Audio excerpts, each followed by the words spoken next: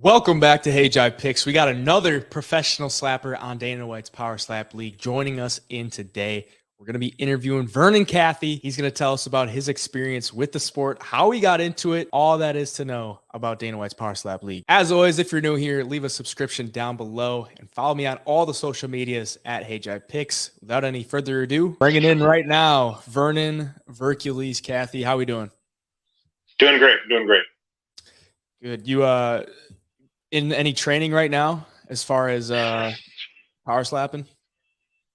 Well, I got a guy here in town that's gonna be helping me out. I'm a mechanic, so like I had to get back to work and really get stuff done. So I'm catching up, and then I'm gonna be doing some training in the next couple weeks. Cool. So you're a mechanic. Tell me a little bit about yourself as far as your upbringing, what region you're from, and kind of how you got into the sport. Okay. Well, I'm from the Midwest. I'm from Kansas.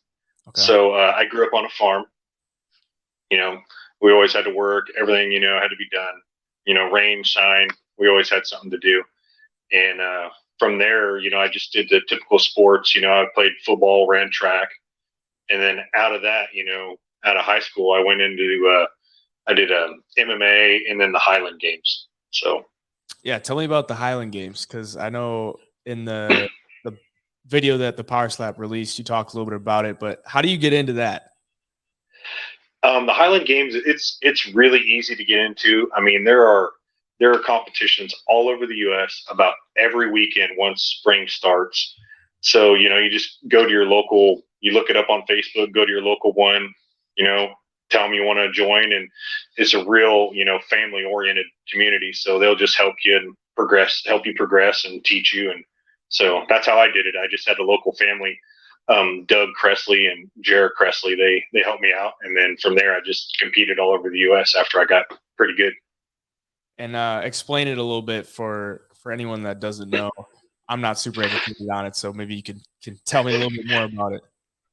So the Highland Games, they're a traditional Scottish strongman event. So you have a caber, which everyone sees. That's the big telephone pole that we throw and flip end over end. Okay. And then we have a traditional hammer throw. So we don't spin with our hammer like an Olympic hammer.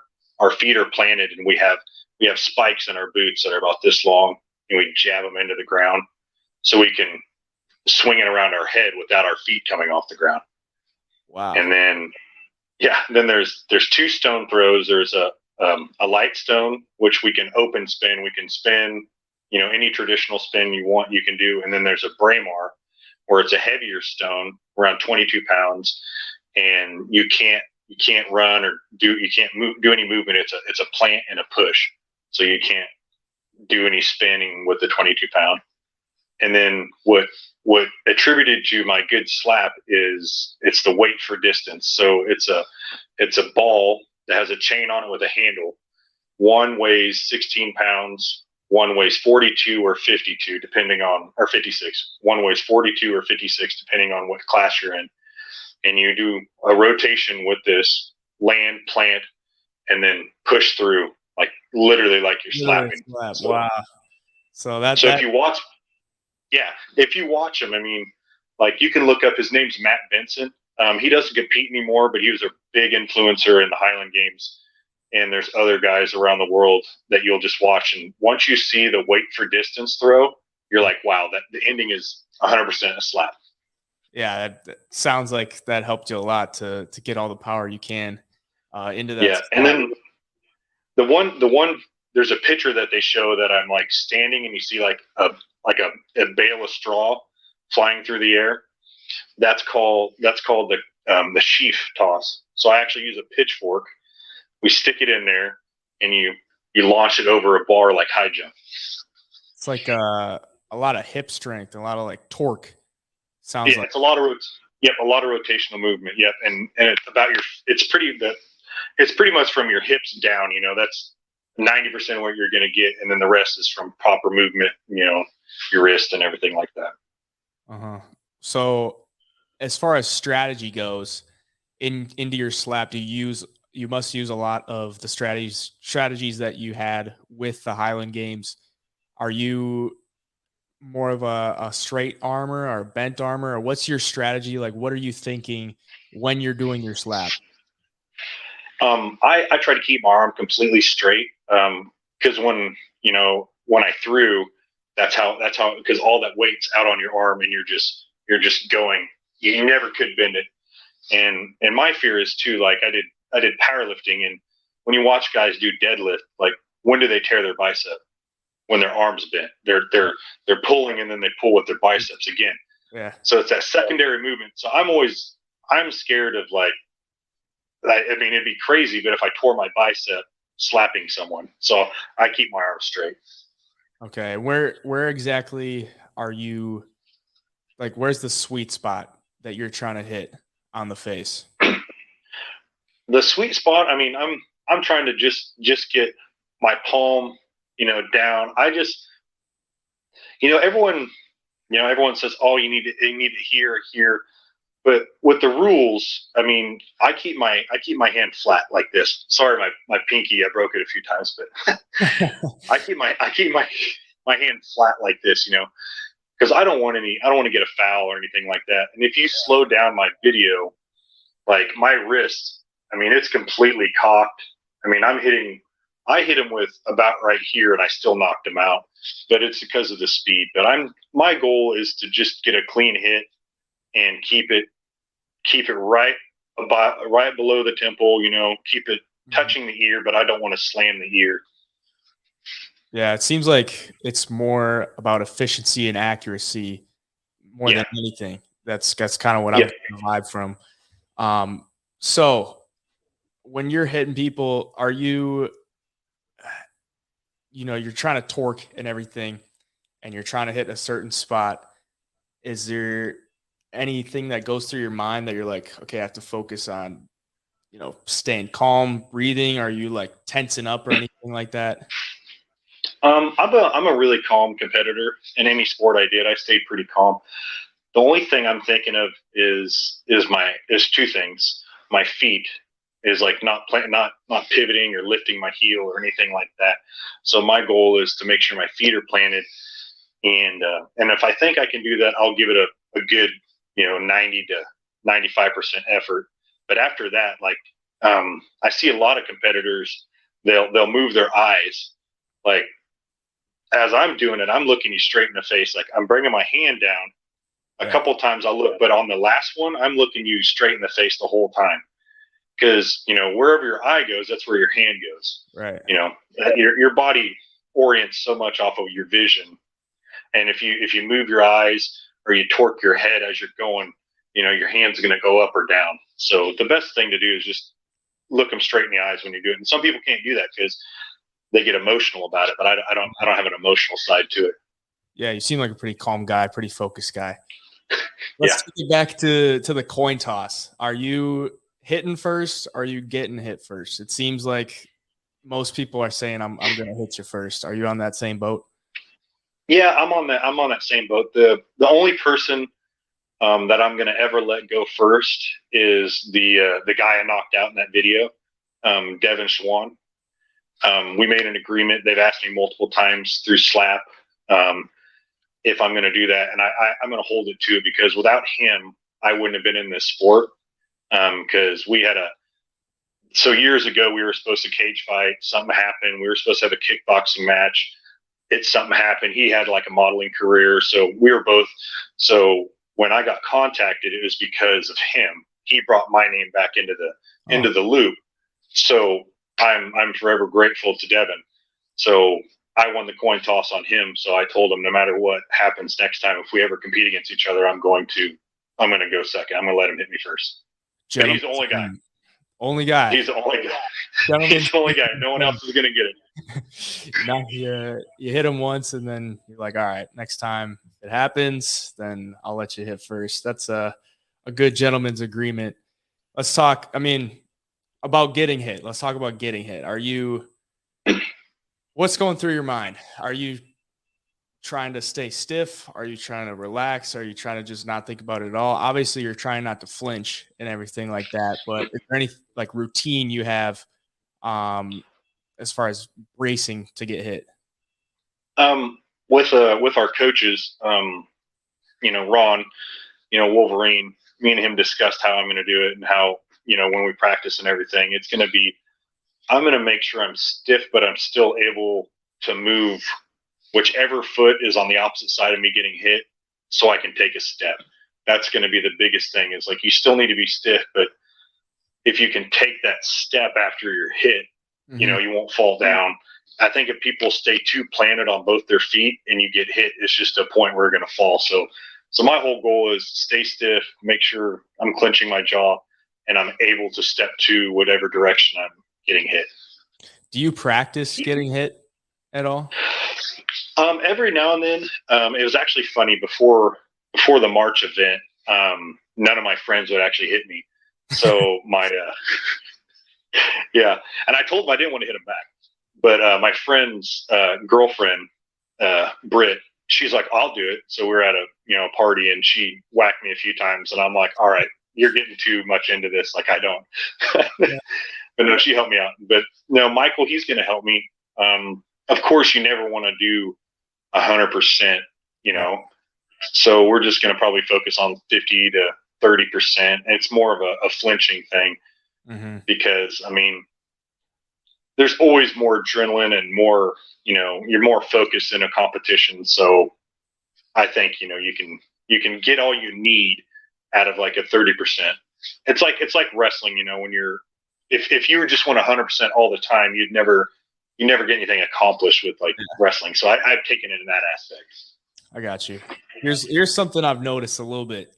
Like, a lot of the slappers have beards on the show, as far as, like all the clips that they put out. Does the beard give you any advantage as far as like absorbing any of the image? No, it doesn't. I've always had one. So it, I've got a lot of questions about that. I think it's going to take the sting out of it, but like I said, your adrenaline's going. So I don't feel that, like, once you get hit once, you're good. It's just like any other fight, Yeah. If you make it through the first one, you're going to be, going through the rest. So are you, because I heard you get 60 seconds in between slaps to get your slap off. Is that correct? Mm-hmm. Are you taking the full 60 seconds? Or are you, if you're not shook enough, are you just going right back in there and keeping like the pressure on him to be like, if he hits you, is there any mind games as far as that goes? If he hits you, are you like rushing to get back in there to not show any weakness or anything like that? I can say if I get rocked, I'm going to take the 60 seconds. But mental game, like you said, if I get hit and I don't even move, I'm just going to stare at the guy, look back at the judge, and just say I'm ready. And I think that's that'll get him going there. I feel like that didn't phase me at all. Like, hit me harder. Yeah. So we have one guy, Mike. He'll go on a one count. Like, I couldn't do that. I couldn't hit someone on a one count, because it's just like everything that I've done. So I was like, like if you long jump or triple jump or you do any sport, everyone has like a couple, like they're like, you see them rocking back and forth. Yeah. And anything like baseball, I've always played a sport, so I can't do the like go. So are you're a what, 2 count, 3 count kind of guy? 3 count. I will always be a 3 count. Got you. Is that, and I'm gonna have to break my right hand to use my left. yeah, righty all day. Let's take it back to how you got on the show. Did you know you were gonna get on the show, or was it how was that recruitment process for you like? So they contacted me last March, and they did a trial run, in Vegas, and everything went good. And I think I didn't know. I just knew they said, hey, if this goes good, we're going to send you a contract, and we're going to figure something out. But I didn't know they were doing a reality TV show. I was literally driving down the road, and Frank called me, and he's like, hey, he goes, we're doing a reality TV show. It's going to be about 30 days in a house. I need to know if you're in or out. Like, literally, it was like, call me in 2 hours. Wow.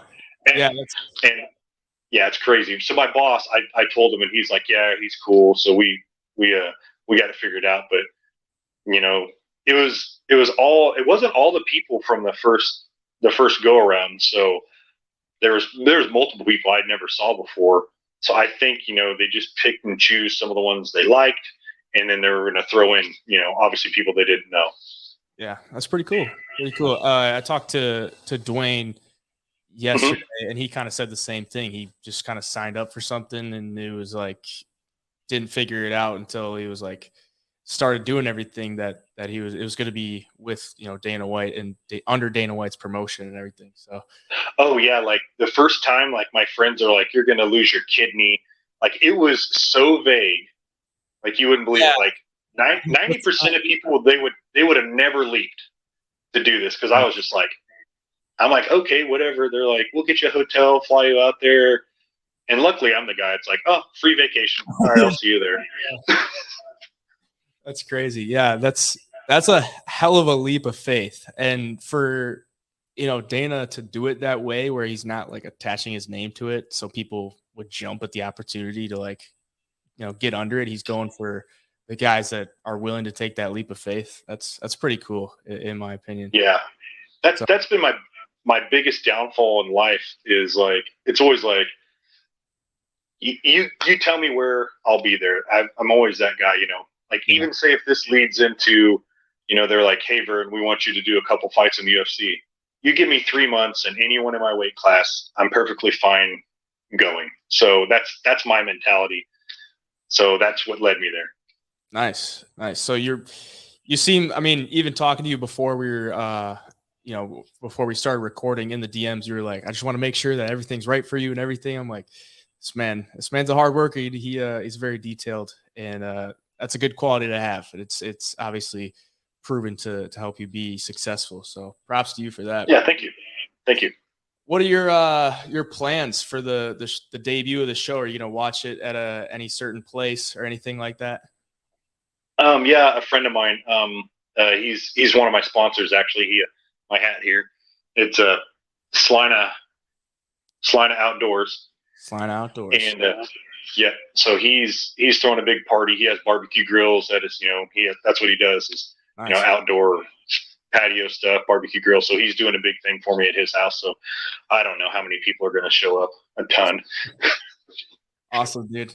What's any plans as far as future competitions? Are you you're still training right now and getting ready for anything, or anything on the radar that you want to get done?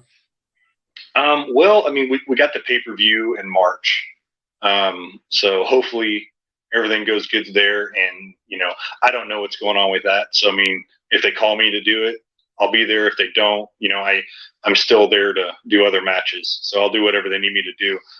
No, I just would like to, kind of soak all this in. I enjoy the interviews. I've done another interview the other day. I want to be later on in life, be on the professional side of this on a sport, like you're doing, interviewing people, and just being at the UFC was great. Yeah. Meeting Michael Bisping, he does a lot of the announcing for us. So I'm looking to grow this into something like that for myself. Awesome. And last thing, you're basically, kind of part of a pioneering a sport. So as someone that's an athlete in competition, what do you think would be the difference moving forward as far as athletics, what the athletes do? What's the difference? What's one thing that you would focus on that you think would bring fighters to the top of the sport? Man, it's honestly, it's going to be technique. And I think that's going to be the hardest thing with this sport is, I mean, anyone can go up there and just throw a bomb at someone and, hit them. It's the technique. I hope that they're going to screen anyone like any other sport, but to make it good, we're just going to make sure that you have to have people that are like, I'm going to follow the rules. I'm not going to, accidents are going to happen. Like clubbing is going to happen, stepping is going to happen. But like, if someone's just going to blatantly go up there and step to the right, pivot their foot, and just like give a full on hook, I mean, that's not going to be good for the sport, because we can't get around the knockouts. I mean, it's happening. There's nothing we can do about it. I mean, I signed up for it. It's going to happen to me. It's going to happen to someone else. I just want it to be as entertaining as possible to be within the rules also. Awesome. Yeah. That's kind of what I've been thinking too. It's like it seems a lot more like technique and more mental than people that don't really dive into it at all would think. They think, it's like a barbaric thing. You're just going to stand there and throw the hardest slap that you can, but after you think about it and after talking with you and Dwayne, it seems like so much mental, so much technique that people don't appreciate, I don't think so.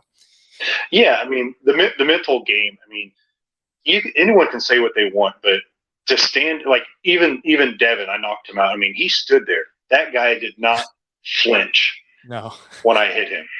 So in my aspect, he did just as much for the sport as I did for the sport. Because if he would have totally lunged or anything like that, that's the people we need. We need people that are understanding, and because let's say I didn't hit him all the way with my hand, and he would have took it. That would have looked awesome. And there's going to be a lot of guys you're going to see that are going to take great hits and go 3 rounds, go all the way. Mm-hmm. But there are going to be the knockouts. But I think what's going to make the sport better is people understanding that. Yes, people are going to get knocked out. I mean, what are you going to do? You go to a UFC fight, that's what everyone's praying for that. Yeah, no. That's I mean, isn't there a knockout of the night? Yeah, exactly. Yeah, finish of the night, everything like that. So people love to see the violence and everything. But appreciate you coming on here, Vernon. If there's anything you want to shout out right now, any social medias or any people in your life that you want to shout out, go ahead. Here's your opportunity. I just want to thank, my family and friends, everyone that got me involved in this. Like I said, my friend Jason that owns Salina Outdoors. He's been helping me a lot with this, getting anything going. And if I need anything, he's there. And I just appreciate my family for trusting me. It took trust for them to understand what I was doing, and they're okay with it. So, and my fiance, my kids, my stepson, they're all great. Everyone's been great. So I appreciate everybody. Awesome, man. I'll throw anything you want in the description, all your social medias and everything like that. But appreciate you coming on again. Best of luck to you. And we are now 6 days away from the debut. I'm excited for it. And looking forward to it. Yeah, thanks again. It's going to be great. I was there the whole time. And I'm going to tell you, I'm not going to know everything they filmed because 24 hours a day, 7 days a week. It's gonna be eye-opening for me. Awesome, man. Thank you for watching, everybody. You can follow Vernon at Vercules200, and we are just 6 days away from the debut of Dana White's Power Slap League. Stay tuned for more. Leave a subscription down below, a comment down below, and a like. Till then, Hey Jive Picks, we out.